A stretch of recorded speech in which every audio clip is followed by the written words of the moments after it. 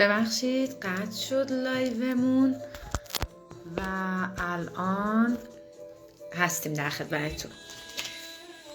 خب اجازه بدید من اینا رو چک کنم ببینم. دوستان اولین سوال رو بپرسید توی کوئسشن باکس، توی باکس سوالات سوالتون رو بذارید تا من پاسخگو باشم. فکر میکنم یکی یکی سوالات رو ببریم جلو بهتره. توی این پایین یه قسمتی هست که علامت سوال داره، روی گزینه علامت سوال بزنید و سوالتون رو توی قسمت علامت سوال بنویسید تا دونه دونه سوالاتتون رو جواب بدید.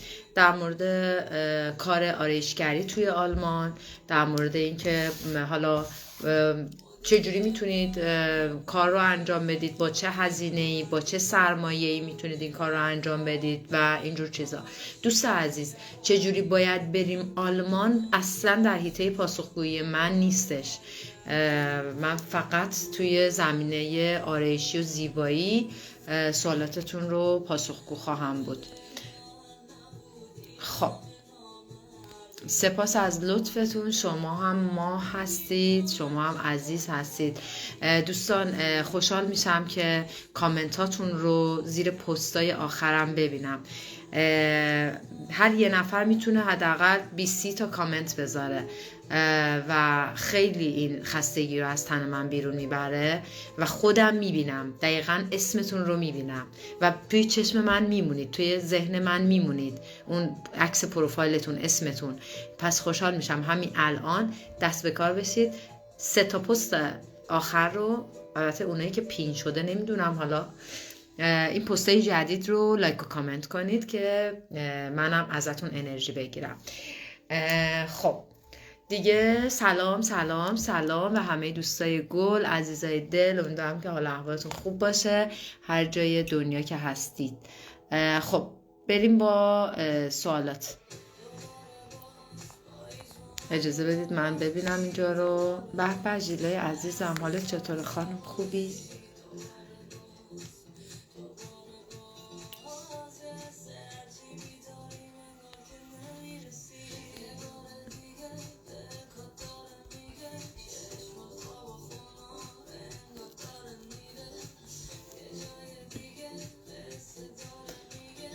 فیبروز درست نمیدونم، متوجه سوالتون نشدم من.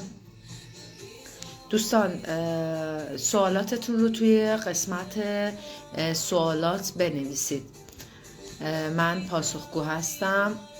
وقت بخیر شاخه رنگ و لایت و ناخونکار. بچه ها لایو رو ببینید، من انرژیم واقعا بالاتر میره و پاسخگو هستم به همتون. وقتی که ببینم تعداد لایومونم بالا میره، واقعا پرمحتواست. همین الان اون علامت بغل رو بزنید، فلش رو، و بفرستید برای تمامی دوستانتون، به اشتراک بذارید. شاید یه نکته کوچیک رو به درد یه نفر بخوره که بخواد استفاده کنه. دوستان در مورد شاخه رنگ و لایت، پس لایو رو برای دوستاتون به اشتراک بذارید. آخرین درخواست من، نه برای این که حالا من حتی بره بالا لایوم، نه اصلا. ببینید هیچ عدد و رقم و پولی جابجا نمیشه واقعا برای من با این وقتی که الان دارم میذارم، ولی لایوای 1000 تا 2000 تا 3000 تا هستش. ما حالا با 20 40 50 تا که هیچی. پس بنابراین فقط به خودتون و وجدانتون و قلبتون نگاه کن و برای دوستانتون، خانوادهتون، اقوامتون لایو رو بفرستید که با موضوع لایو هم یه وقتی کارشون پیوست داره و میبینن که شاید سوالی داشته باشن. خب از سوال اول شروع میکنیم. این نظر لطفتونه واقعا، این که همراه هستید با من، مرسی ازتون. شاخه رنگ و لایت و ناخونکار آلمان بازار کارش چطور هستش؟ شاخه رنگ و لایت و ناخونکار، رنگ و لایت بچه رنگ و لایت قطعا اصلا من اول یه چیزی رو براتون باز کنم بزرگ بشه این قضیه، بدونید این رو. مرسی ساره عزیزم، مرسی از دوستان عزیز دلی که من واقعا به چشمم میبینمتون و نوتیفیکیشن ها برای من هم بالا میاد.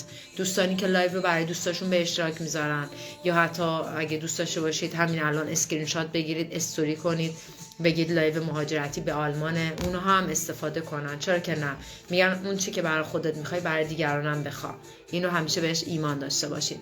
واقعا من آلمان هستم عزیزم. سلام به همه دوستای گل، عزیزای دل. من آلمان هستم، ایالت زاکسن، شهر درستن. خب ببینید، اول من یه گزینه‌ای رو براتون باز کنم در مورد اینکه شما میگید که شاخه رنگ و لایت یا حالا ناخون توی آلمان کارش چجوری هستش. دوستان یه چیز واقعی اینجا وجود داره، این که الان سراسر دنیا هم اگه باشید توی شاخه های کاری زیبایی و آرایشی و بهداشتی دارم میگم، هر شخصی، یه آرایشگر ماهر یا یه آدم فنی ماهر، یه نفر، یه هنرمند، هر کسی توی هر جای دنیا، چه توی وطن خودتون ایران باشید، حالا هر جایی که هستید، افغانستان، ایران یا هر جایی، این که برای یک شخص اون کار پا بگیره، یه جورایی هم به فعالیت واقعی خود اون شخص مرتبط میشه، هم به شانسی که توی اون زمینه میاره. الان توی ایران خود ما هم میبینیم که خب مثلا دوستانی که تو لاین عروس هستن، ممکنه یه خانومی مثلا توی یه شهرستانیه، این یه مثال خیلی بارزه من براتون بگم، یه خانومی میکاپ آرتیسته، خیلی هم حرفه‌ایه، ولی توی یه شهرستانه یا حتی اصلا تهرانه، ولی حالا توی یه منطقه دیگه ممکنه کارش به قدرت یه خانم دیگه‌ای که حالا یا سالنش جای خوبی هستش، یا اینکه بنا به تبلیغات یا بنا به هر بنیادی که داشته کارش رونق گرفته و روزانه داره مثلا 10-20 تا عروس کمتر بیشتر اینا میده بیرون، شاید اون شخص هم کارش واقعا پیش خودش بگه من که از این بهتر میزنم، کار من چرا من پا نگرفته کارم. آلمان هم همینطوره دوستان. شما توی هر شاخه زیبایی که باشید، توی هر شاخه زیبایی، اگه حالا کارتون یه جوری پیش بره که خوب جلو بره، قطعاً میتونه پاگیر باشه و شما رو به جاهای بالاتر برسونه.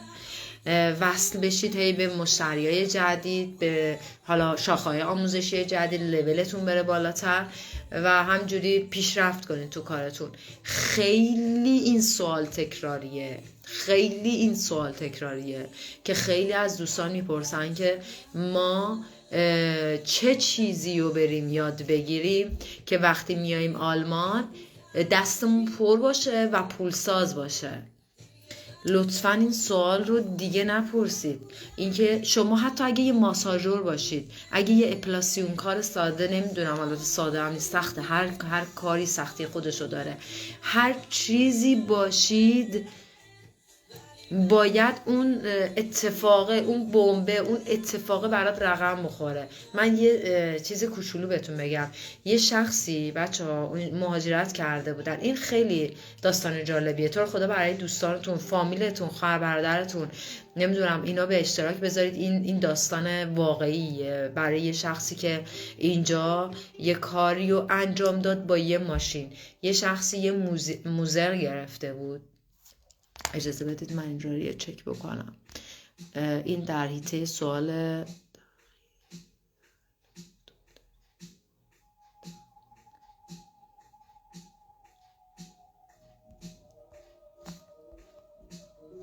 خب ببینید، یه نفر بچه مهاجرت کرده بود، توی کمپ بودن، یه آقای جوونی که خب حالا نتونسته بوده ایران درسش رو ادامه بده، در حد دیپلمینا بوده، بعد مهاجرت کرده بود توی اون مسیرهای سخت زمینی و اینجور چیزا. بعد حتی حالا داستان خیلی عجیبی هم داشته تعریف میکردن. بعد اینا توی یه کمپ بودن و این برای اون کمپی که بوده، این مثلا مال چند سال پیشه، میره از فروشگاه‌های آلدی و از اینجور جاها، فروشگاه‌ها که لوازم میفروشن، یه ماشین موزر میخره، ماشین موزر، همین موزرایی که ریش میزنن اینا، حالا موزری که مو کوتاه میکردن. بعد این آرایشگر نبوده، اصلا هیچ اطلاعاتی هم از کوتاهی مو و اینجور چیزا نداشته. با ماشین موزری که میگیره خودش یه ذره حالا زلفاشو درست کنه و اینجور چیزا، دوستش مثلا هم اتاقیش، مثلا توی اتاقی بودن 6-7 نفر بودن، هم اتاقیش میگه لایو به اشتراک بذارید، خیلی مهمه دوستان. یعنی میخوام بهتون بگم که ببینید ایمانه چه کار میکنه. هم اتاقیش هم میگه که آقا فلانی تو که داری میزنی بیا برا منم بزن. این ورم داره برای دوستش هم میزنه. اون یکی دوستش هم میگه ای چقدر تمیز کار کردی، حالا یه ذره کمتر بیشتر برا من بزن. شروع میکنه به کوتاه کردن مو، سایه انداختن مو، فرم دادن مو. بعد میبینه که حالا این موزره رو گرفته، میره یه قیچی و ست قیچی هم میگیره. یه ستایی هست اینجا میفروشن، ست قیچی و شونه و اینجور چیزاست. میره ست قیچی و شونه و اینا هم میخره. بچه‌ها که تو لایوید لایک و کامنت یادتون نره، پستا رو دریابید. یه دونه چیز داریم، اینم بهتون بگم، یه مسابقه 600 یورویی داریم، یه هفته دیگه است. بعد میره ست قیچی شونه میخره و میره تو کمپ. میگه که خب حالا مثلا داره با موزر میزنه، یه قسمتایی رو هم باید کوتاه کنه دیگه. بعد ببین به همین نامونشون یه شخصی که نه تحصیلات داشته، نه زبان آلمانی بلد بوده، نه مهارتی توی زمینه آرایشگری داشته، شاید قرار بوده فکر میکرده تازه مثلا میاد تو کمپ، بعد تصمیم میگیره زبان بخونه، بعد بره حالا چی بشه چی نشه، با یه موزر و اون شونه قیچی که شروع میکنه و اون کمپ با اون تعداد زیادی هم که بودن این کار میکنه.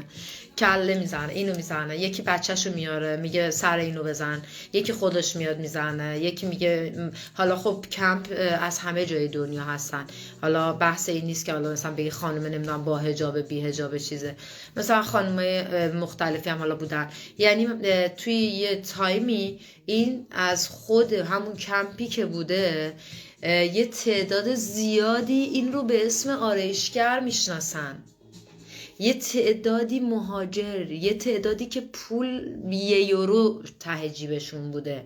حالا مثلا این اولش میزده، مثلا طرف غذا بهش میداده، جوراب بهش میداده، خمیر دندون بهش میداده، تبادل میکردن وسایلشون رو. بعد مثلا حالا از اون پولی که توی حالا کمپ یا هر چیزی بودن میگرفتن، مثلا بهش مثلا 2 یورو میداده، 3 یورو میداده. مثلا یه مو رو کوتاه میکرده، مثلا 2-3 یورو میگرفته. خیلی راضی بوده، مثلا میگفته خب من الان دارم این مو رو میزنم، حالا امروز مثلا 10 تا دونه موی 2 یورویی میزنم، میشه 20 یورو. خیلی راضی بوده. بعد این میره بالا، تو داره همین جوری که داره تمرین میکنه. خب توی کمپ ها وای فای و اینجور چیزا هم هست، با گوشیش هم خودش طبق تعریفای خودش با گوشیش هم مثلا یوتیوب میبینه، یه چند تا ایده جدید میگیره. مثلا ببین امشب داره فیلم میبینه، صبح میره رو کله یکی تمرین میکنه. اصلا اون کله مهم نیست که تو کار سایه خوب براش بزنی یا بد بزنی، همه اونجا بندگون خدا با یه چالش خیلی سخت و یه مسیر خیلی سخت اومدن، حاضرن که همینجوری یه ذره ترتمیز بشه شمایلشون و شکل و قیافشون. بعد بچه ها اگه یه نفر اینجا لطف کنه اسکرین رکورد بگیره لایو رو و برای من بفرسته، سپاسگزارم ازتون که من اینو به صورت پست هم بعد بذارمش. یه اسکرین رکورد استارت بزنید، ممنون میشم ازتون که من کامنت ها رو میبندم که اینجا. خب من این صحبت ها رو میکنم، یه اسکرین رکورد بگیرید، اینو من ضبطش کنم که بتونیم بعداً بذاریمش دوستای دیگه هم استفاده کنن. و چیزی که اینجا اتفاق میفته، من از اینجا شروع کنم. پس تا اینجاشو بهتون بگم، چون حالا اسکرین ریکورد هم گرفتیم. داستان یه شخصی که اصلا آرایشگری بلد نبوده، یه آقایی بوده که تحصیلات خیلی کم داشته، اصلا آلمانی بلد نبوده، مهارت خاصی نداشته، هیچی. و زمانی که از اون چالش‌های مسیرهای سخت میرسه به آلمان، میاد تو کمپ و یه روزی حالا مثلا یه چند ماهی قرار بوده نمیدونم تو کمپ باشه یا چیزی، نمیدونم، این داستان از زبون خودش بود که توی جمعی بودیم تعریف میکرد. یه روزی میرن بیرون کمپ و برمیگردن، آدمایی که اونجا هستن میتونن برن تو شهر و برگردن، یه کارت تحویل میدن. یه روزی هم خب میره بیرون، از یه فروشگاهی انگبوت میخوره، انگبوت تخفیف. توی آلمان تخفیفای خیلی خوبی روی بعضی از جنسا یهو میبینی.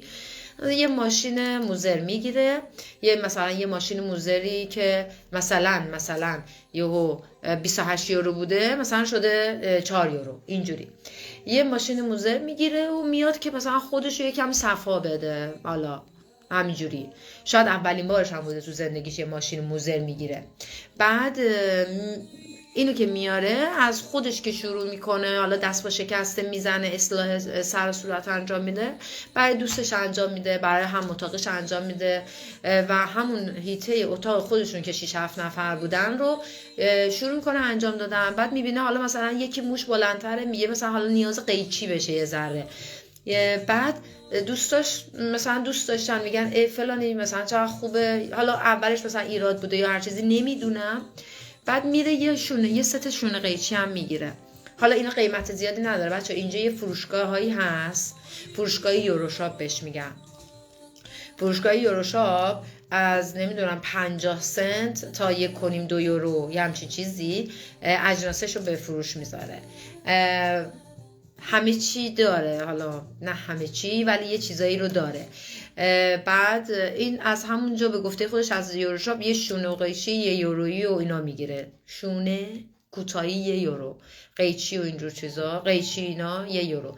بعد آپاش میگیره، همینجوری ریز ریز وسیله جمع میکنه. ریز که وسیله جمع میکنه، خلاصه داستان تا اینجاشو رفته بودیم.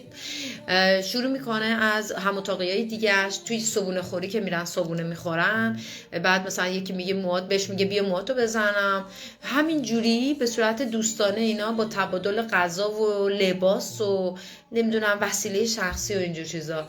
بعد یه تعداد زیادی توی همون کمپ که حالا میگفت اون موقع هم که اون اومده بوده شلوغ بوده، مثلا نمیدونم تعداد زیادی بودن و گفت همون توی اون کمپ یه تعداد زیادی توی وقتی میرفته صبحونه خوری، نهار خوری، غذا خوری یا هواخوری میشناختن و درخواست میکردن. بعد یه روزی که هوا هم خوب بوده، میاد صندلی میذاره، میگفت حموما توی حیاط کمپ بوده، یه قسمت بوده دوش بوده، صندلی میذاره اونجا، از اون پلیسای سکیوریتی اونجا اجازه میگیرن و این شروع میکنه به کوتاه کردن موی اون کسایی که میخوان. همینجا استوب میکنیم، همینجا استارت میخوره اینکه یه تعدادی 100 نفر 200 نفر، خانوم، آقا، دختر بچه، پسر بچه، بزرگ، کوچیک، پیرمرد، بچه کوچولو، شاید حتی نمیدونم، حتما یه تعدادی این رو میشناسن به عنوان یه حالت سلمونیشون و تمام این آدما توی یه دوره‌ای مدل این بودن.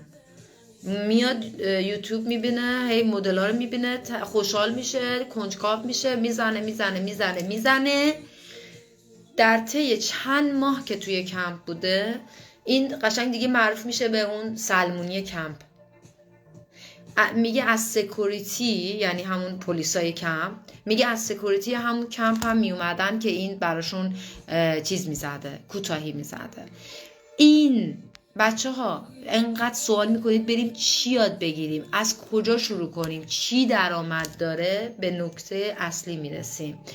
ایشون از اونجا پا گرفت، شناخته شد.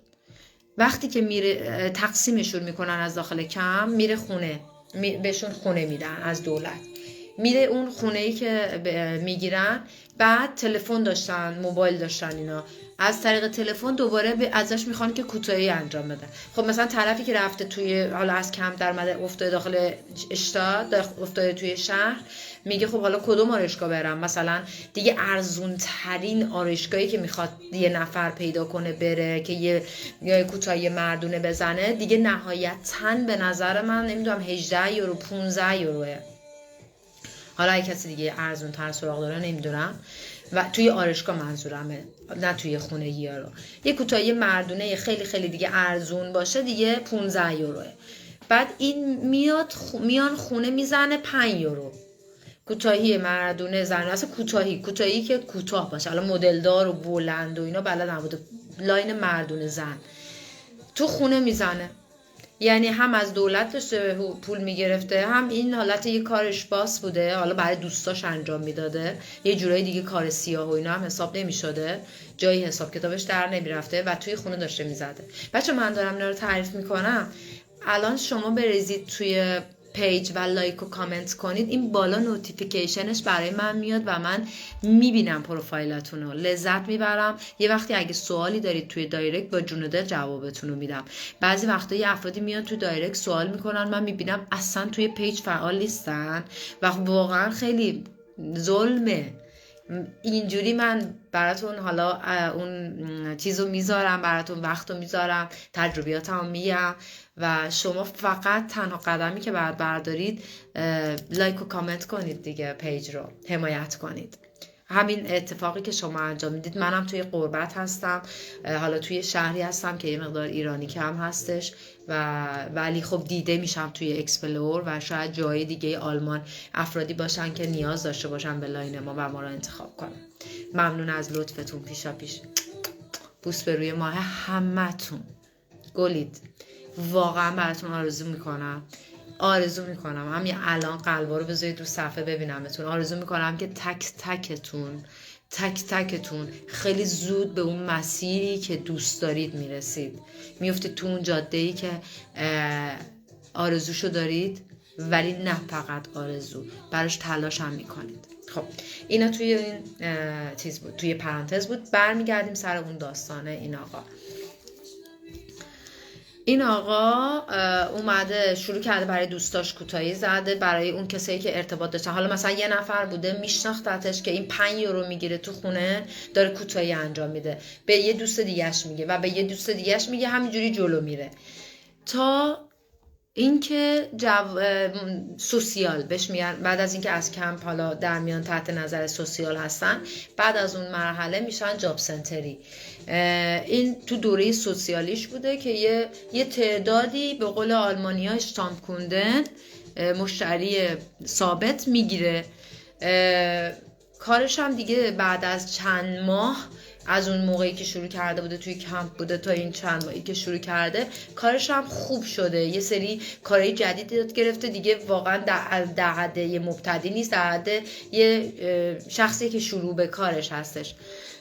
بعدش هم میاد، نه مدرک داشته، نه دوره قبلا ایران دیده، نه آلمانی بلد بوده. برای همه نیست این اتفاق، برای همه نیست. این اشتباه نشه، حالا به خوشحال بشید بگید برای ما همینجوری میشه، ولی میخوام بگم که ممکنه برای یه نفر اینجوری رقم بخوره. و بعد که اومده اینجا با اون کاری که شروع کرده، بعد از اینکه جاب سنتری میشن و ایشون باید حالا یه شغلی رو پیدا کنه یا حالا بگه من مسیرم چیه و اینا، یه جایی میره درخواست کار میده، یه باربرشاپ، یه آرایشگاه مردونه. بعد اینجوری هم هستش که اونا نیمه وقت و اینجور چیزا میگیرن خیلی راحت.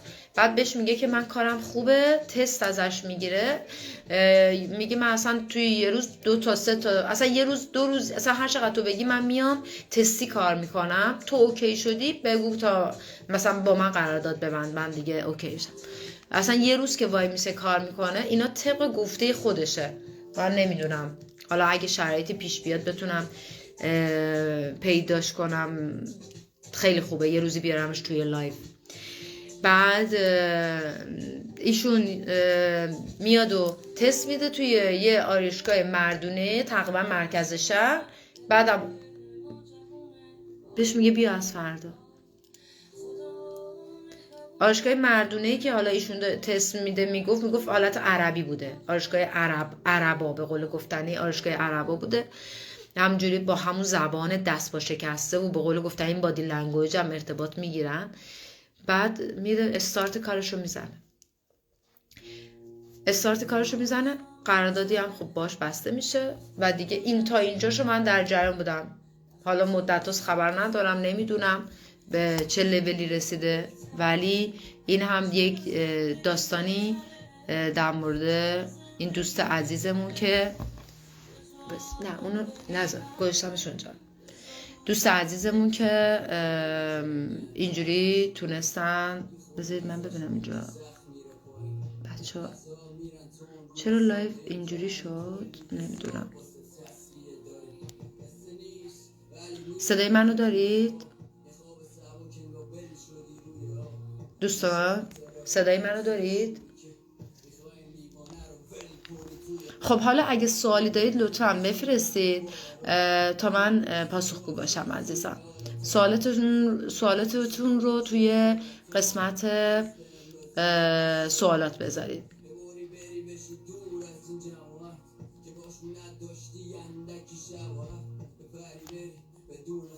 خب سوال خیلی جالبی و دوست عزیزمون پرسیدن اگه بخوایم تو سالونی در آلمان صندلی اجاره کنیم، سالن‌های اونجا هم مثل ایران درصدی هستن؟ خیلی سوال خوبی پرسیدید دوست گلم. خیلی مثل ایران نیست سالن‌های اینجا، خیلی مثل ایران نیست. اولا که این رو من براتون باز کنم این سوالی رو که مثل از هر کسی یه مسیری داره، کافیه به خودت باور داشته باشی و ادامه بدی. آفرین دقیقاً فرشته عزیزم، دقیقاً. در مورد این که شما فکر کنید درصدی خیلی به ندرت پیش میاد، اصولاً یا نیمه وقت یا تمام وقت استخدام میشید. و در مورد بچه لایو رو با دوستانتون به اشتراک بذارید، شاید دوستایی باشن که این لایو براشون مفید باشه، آنچه برای خود میخواهید برای دیگران هم بخواید. و اجاره صندلی هم آره شتول میته در واقع اسمش هستش، میتونید هم حالا سرچ کنید اگه یه وقتی آلمان هستید یا جایی هستید توی ایبی کلایننسیت توی در واقع چیزی هستش مثل سایت دیوار و شیپور و اینا که ایرانه، ایبی، میتونید اونجا شتول میته سرچ کنید و ببینید که به چه شکلی هستش. قیمت ها به این شکله که حالا حدودش رو بهتون بگم. یه وقت ممکنه یه صندلی با یه آینه در اختیارتون قرار داده باشه، مثلا حالا نمیدونم بس یه به صاحب سالنتون هم داره، مثلا 250 یورو 300 یورو یه همچین چیزی. و دیگه اینم در مورد این. دوستان من ببینم کامنتاتون رو بعد از لایو یعنی واقعا خوشحال میشم. 2-3 تا پست آخر رو لایک و کامنت بارون کنید. دوستانی که من میخوام یه جایزه بدم الان به شما که توی لایو موندید.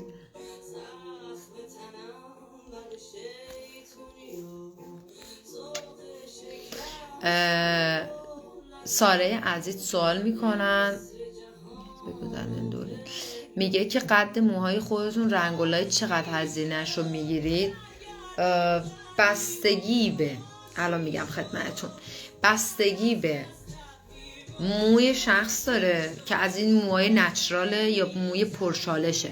این که مثلا موی رو قرار باشه که بسترسازی کنی، آماده کنی، حالا یه مثلا رنگی داره ببری 2-3 رنگ، موی پرچالشه یا موی ساده است. 1 2 به اون رنگش هم بستگی داره که حالا اون لایتی که میخواد بزنه یه لایتی زیر پایه 7-8 یا لایت های پایه بالا هستش. و خب اولین چیزی که این وسط رعایت میشه سلامت موه دیگه، باید سلامت مو رو هم در نظر بگیریم. من شخصا اصلا موهایی که بدونم که ممکنه بعد از چند تا شستشو به پایه بدی برسه، یعنی اون پایه از قبلش باز نکنه و مو از اون موهای پرچالش باشه، ترجیح میدم قبول نکنم تا اینکه بخوام چشمم ببندم و هر مویی رو قبول کنم.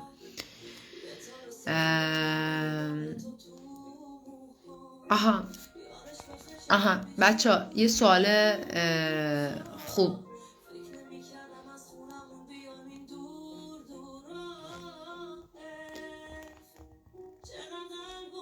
میگه که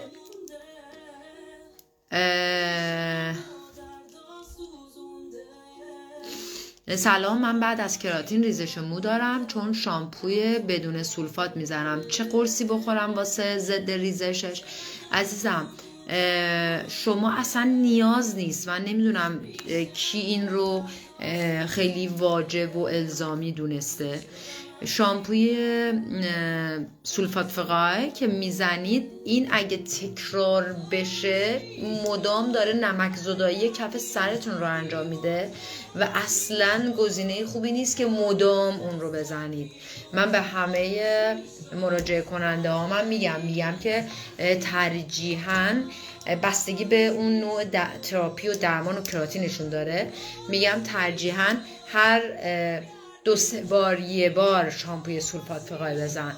از شامپو اگه موهاش رنگ داره یا اگه نچراله، از اون شامپوی همیشگی موهای رنگ شده یا نچرال استفاده کنه. هر 2-3 تا یه بار سولفات فقای بزنه، نیاز نیست حتما هر حمام به حمام سولفات فقای بزنه، اصلا و ابدا ریزش مو میگیره.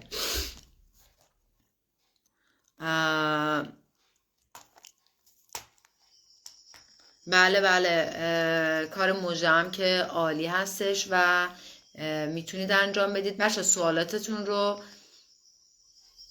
توی قسمت کوشن باکس بذارید که من پاسخگو باشم.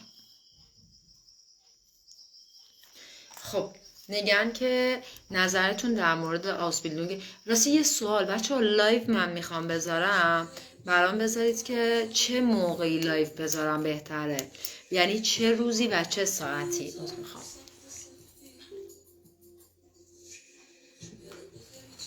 چه روزی و چه ساعتی لایو بذارم که برای همه اوکی باشه.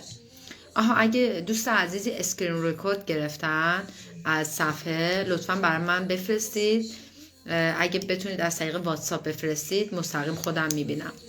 چه روزایی میخوام یه روزایی رو فیکس کنم که بتونم اگه قراره کاری از دستم برمیاد براتون انجام بدم.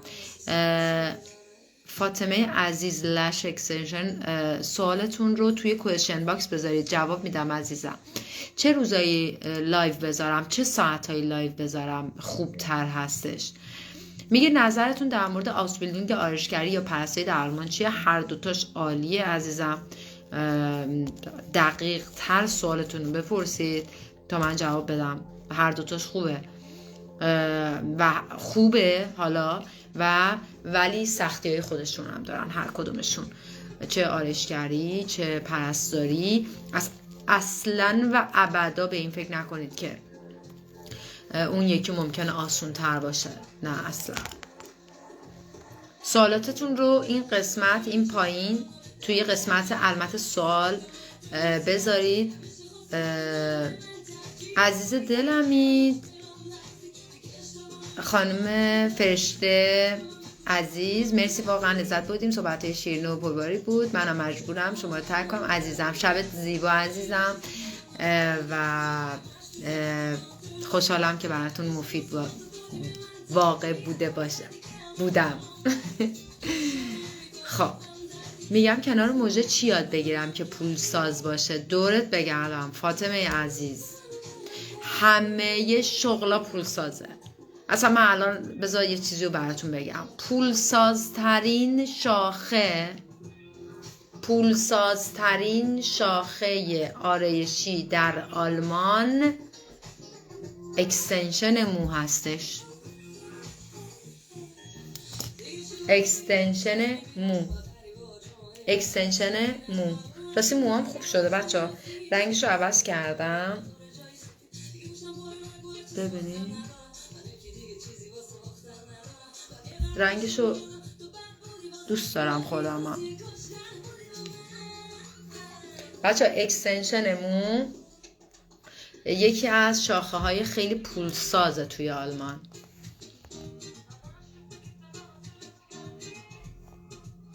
خب بریم سراغ عزیزم که میکروبلینگ ابرو رو شروع میکنیم عزیزم. یه آرایشگر به طور متوسط چقدر درآمد داره تا تو کارهای بدنچی؟ خب موجه ورشکست شدم. مرسی عزیزم بابت نظر لطفت.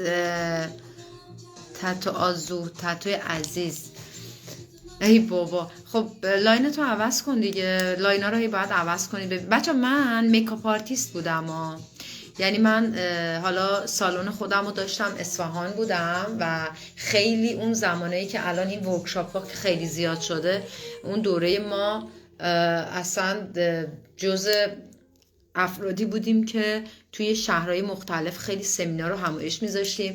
من جز مدرسین ارشد گریماس بودم ایران و همینطور چی شده توی کمرم؟ امیدوارم جونوری چیزی نباشه میخوره. و خیلی هنرجو داشتم، خیلی.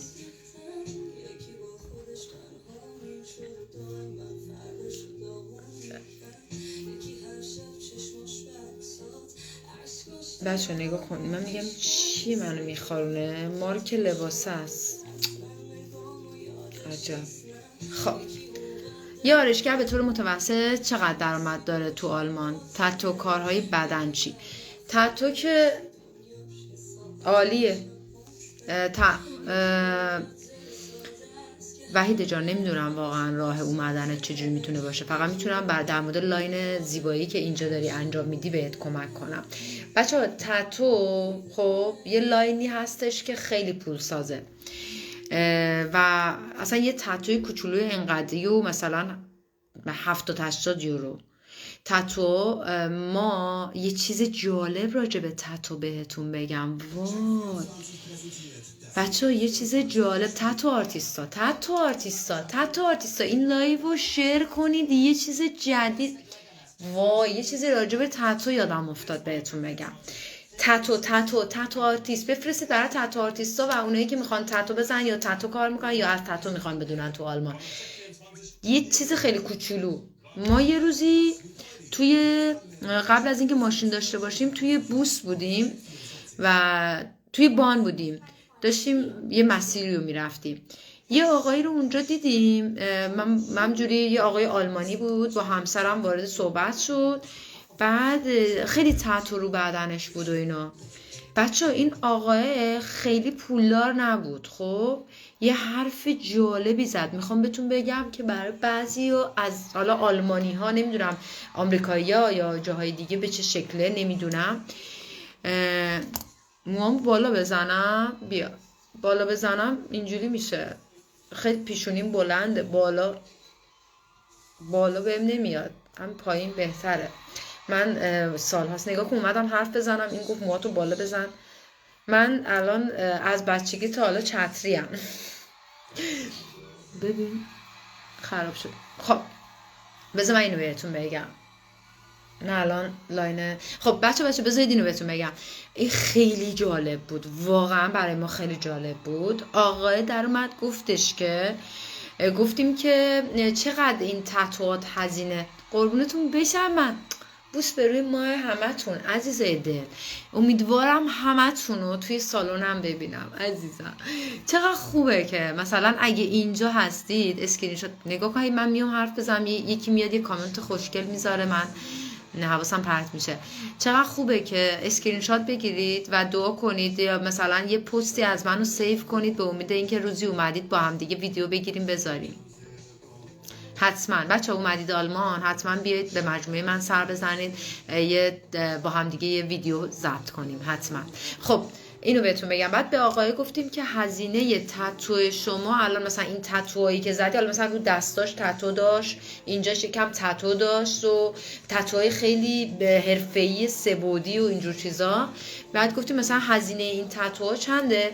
بعد در مد گفت من تا الان 35,000 یورو هزینه تتو کردم، تا الان 35,000 یورو هزینه تتوام شده و برای خودم تا سقف 100,000 یورو در نظر گرفتم که کل بدنم رو تتو کنم. یعنی اینو که گفت ما فهمیدیم که بعد حالا شغلش چیه؟ به زودی که میبینمتون همتون عزیزای دل، همتون هنرمندید، همتون گلید، واقعا جای هنرتون آلمان خالیه. بچه‌ها لایک و کامنت های پست های منو فراموش نکنید. حتی اگه دوست دارید منو استوری کنید یکی از پستا رو و بگید از همکار ما که توی غربت گیر افتاده حمایت کنید دیگه، ببینن و حالا شاید دوستانی به دوستانشون بگن و همینجوری شناخته تر بشیم. هر چقدر من رو حمایت کنید، من گسترده تر بشه کارم، قطعاً بیایید آلمان، جای بیشتری دارم برای اینکه شما هم بیاید و لاینای زیادی رو داشته باشم براتون. یعنی اگه من بخوام رشد کنم نیروی کار نداشته باشم به چه دردم میخوره؟ و این نیروکارای آلمانی هم که به درد نمیخوره. فهمیدید که مغز نداره، با عرض معذرت. نه مغز نداره، نه بچه ها، این واقعا مغزم، یعنی این نه تنها این، بعدها متوجه شدیم یه سری از افرادی که میفتن به تتو زدن بدن میان بچه ها میان کار میکنن، مثلا طرف میاد کارگری میکنه تو پایین ترین طبقه جامعه، مثلا تو پایین ترین سطح داره یه کاری رو انجام میده، چه تمیزکاری ساختمون باشه، چه آرزو جان عزیزم پیام شما رو هم میبینم الان، چشم پیام بذار الان حواسم هست بهتون. بعد بذارید من اینجا ببینم آرزو جان توی باکس سوالاتون رو بذارید من میبینم. خب بذارید اینو براتون بگم.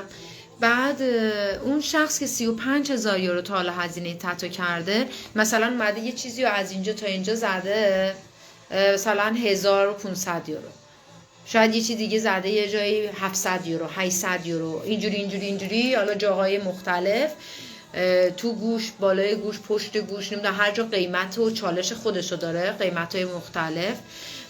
بعد گفت من تا سقف 100,000 یورو تصمیم دارم که بدنم رو تتو کنم. بعد پرسیدیم که شغل چیه؟ یه بیرم دستش بود، یه آبجو دستش بود داشت میخورد و اینا. گفتش که من مثلا دارم توی فلان شرکت قاینیگونگ انجام میدم، تمیزکاری انجام میدم. منو میگی؟ عیسی رو میگی؟ یعنی اصلا تعجب، داغون. یه شخصی در یه سطحی که حالا مهارت خاصی نداره، شغلش و داره پول جمع میکنه، مثلا داره مثلا ماهی 1000 و اصلا تو بگو ماهی 2000 یورو داره میگیره، نمیدونم، مثلا ماهی 1000 تاشو نصفشو حالا هر چیزشو میذاره که هزینه تتوش باشه. یا اینکه مثلا بخواد بره نمیدونم سیاه کار کنه، بعضیاشون خب اینجوری که تا چند سال میخواد کار کنه برای 100,000 حتما کار سیاه میخواد انجام بده. نه مدل یادگیری نمیشده ماهگل جان، اصلا تتوهاش هم خیلی خوشگل بود. اصلا ما اتفاقا توی آلمان تتو آرتیستایی داریم که به صورت خیلی اسپیشیال اگه تتو بزنن تتوهای خیلی گرونی میزنن برای آدمای معروف. و میخوام اینو بهتون بگم که اگه تتو آرتیست باشید بچه شما حتی راحت بهتون بگم حتی میتونید اینجا تو خونه برای دوستاتون شروع بکنید، یا توی مثلا هر شهری یه کانال تلگرامی داره، برلین، هامبورگ، اشتوتگارت، هر جایی که هست میتونید توی اون کانال تلگرامی تبلیغ بذارید که من تتو آرتیستم، پیجتون و نمونه کاراتون هم باشن. خیلی از هموطنا، از همزبونای خودمون اولین مشتریای شما میشن که اونی که همزبونه، اونی که میاد مشتری شما میشه، بعدن تتوش میره بیرون. مثلا یه دوست برزیلی داره، آمریکایی داره، آلمانی داره، کانادایی داره، اون دوستش میگه کجا اینو زدی، میگی فلانی. از همزبون شروع کنید، شاخش میرسه به اون افرادی که باید شما رو بشناسن. تمام. و تتو هم خیلی لاین پول سازیه. شما اگه با بدترین شرایط هم مهاجرت کنید، دستگاه تتوتون همراهتون باشه، از توی همون کمپ میتونید پول در بیارید ازش. خیلی پول سازه تتو. دیگه سوالی، چیزی، پرسشی، پاسخی، چیزی؟ اگه سوالی چیزی دارید بپرسید تا من پاسخگو باشم و در خدمتتون هستم، چون دیگه باید رفع زحمت کنم. مرسی که بودید. نه میمونم، حالا چند تا سوالای دیگه‌تون رو جواب میدم. ببینم کوئسچن باکس رو باز کنم. مرسی که لایو با دوستاتون به اشتراک گذاشتید. بچه‌ها لایک و کامنت یادتون نره، لطفاً حمایت کنید و بذارید کوئسچن باکس رو نگاه کنم.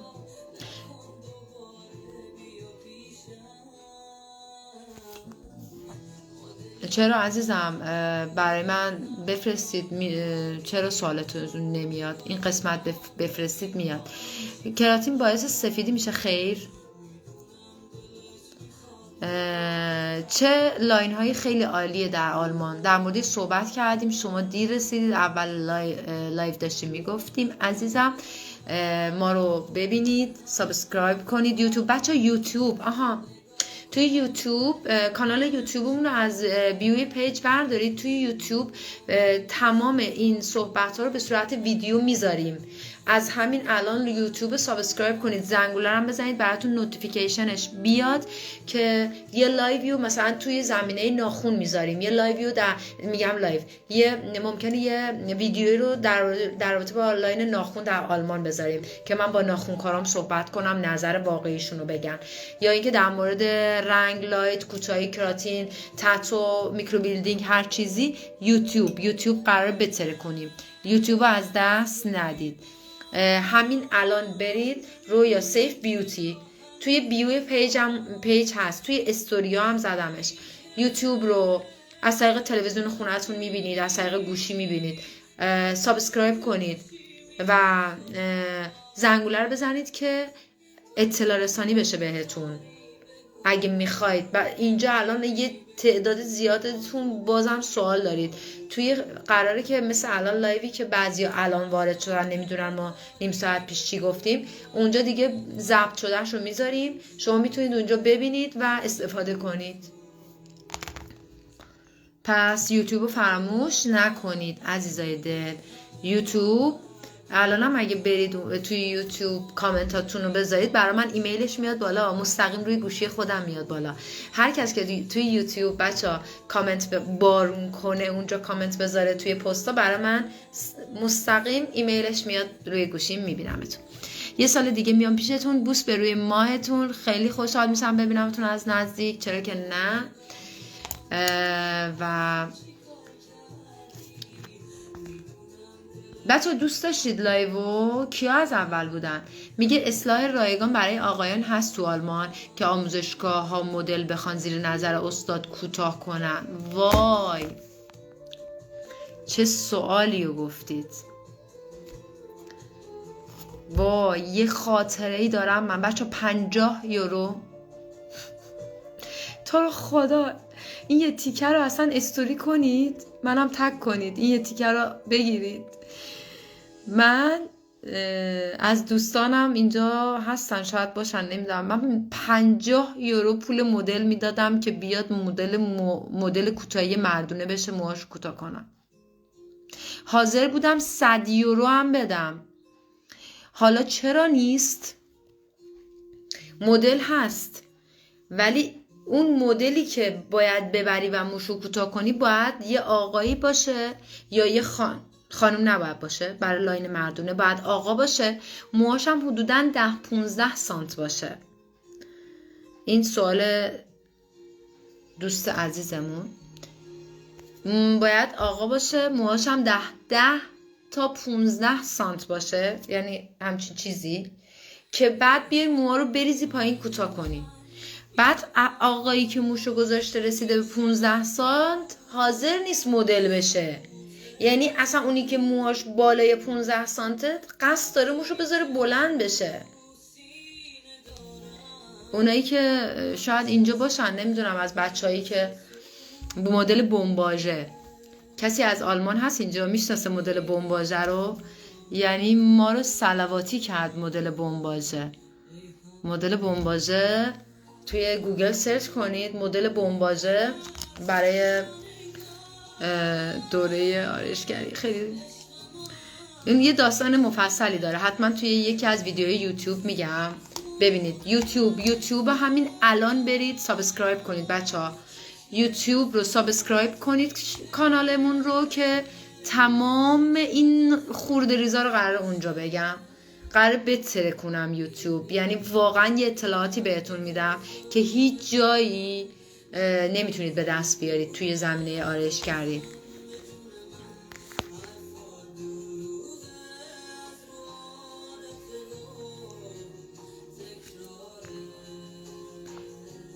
آسپیلینگ آرایشگری خوبه عشقم به نظرتون؟ بله عزیز دلم، چرا بد باشه. مرسی تورنج عزیز که از اول بودی عزیزم. مرسی شبنم فکر کنم. چطوری باید بیایید هایدی جان؟ نمیدونم چجوری. من آلمان هستم. به به چقدرم عالی، دارم کامنتاتون رو میرم بالا میخونم. تانیای عزیز یکم دیر رسیدی توی لایومون، خیلی پرمحتوا بود واقعا، خیلی دوستان. بچه لایو خوب بود عزیزم. برای کاش ابرو کجا رو پیشنهاد میکنی گلم؟ کجا رو؟ اینجا آلمان تانیا جان؟ نمیدونم منظورت کجاست. کاشت ابرو نمیدونم نمیتونم، دهانم بسته است. برو یا ترکیه یا ایران عزیز دلم، برو. عالی بود لایوتون عزیز دلید، میبوسم روی ماهتون رو. آلمان نمیشناسم واقعا، سخته. احساس غریبی با وجود شما ها نه عزیز دلم. فارسی زبان اینجا زیاد هست.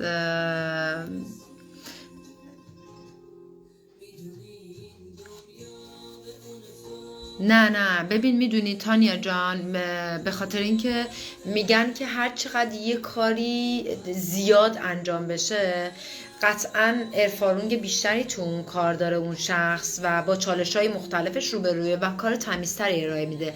واقعاً دیگه میدونی دیگه، پس ترکیه و ایران حرف اولو داره میزنه الان توی کاشت مو و کاشت ابرو.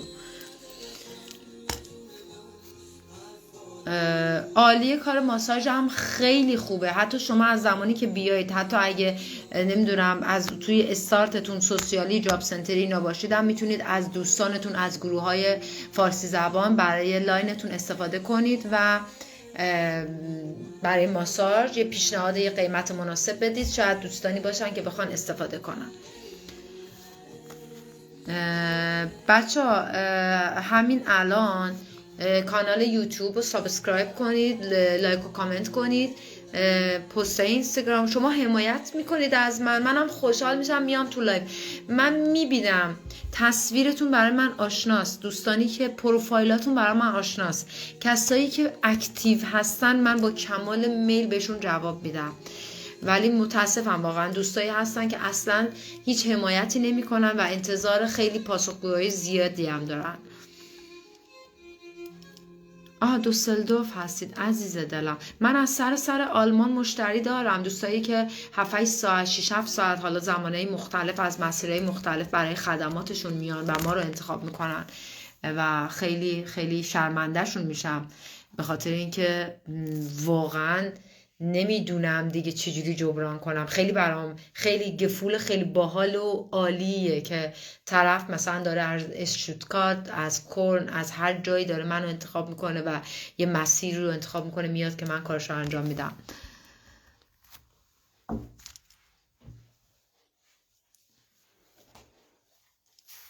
خب و دیگه بذارید من کوئسشن باکس رو نگاه کنم.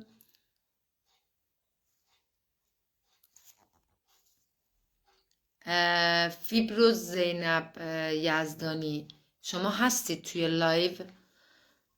اگه هستید یه چیزی بنویسید که من جواب سوالتون میخوام بدم، جواب سوالتون گرفته باشید.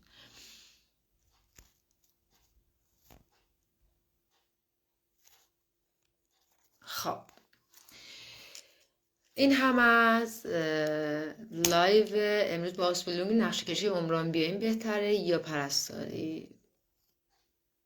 من رشته خودم نقشه کشی ساختمان بود هست و در واقع شاخه خودم هستش، ولی خب اینجا هم خب در واقع دوتا کار، یعنی در واقع رشته تحصیلیم این بوده، کارم این بوده، ولی خب الان توی این شاخه دارم فعالیت میکنم دیگه هستم. اینکه کدوم یکیش براتون رقم بخوره واقعا نمیدونم